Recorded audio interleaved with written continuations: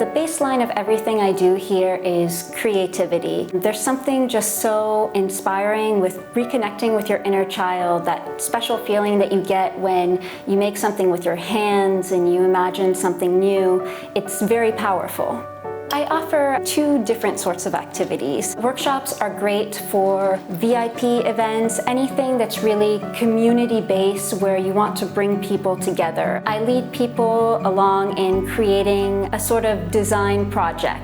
The other aspect of what I do is more traditional activation. These might typically be in a store or in a mall for some kind of a promotional event. They want them to be able to take something away with them, but also something that will inspire them to film and post on social media. And I think that's the real power of this type of activation.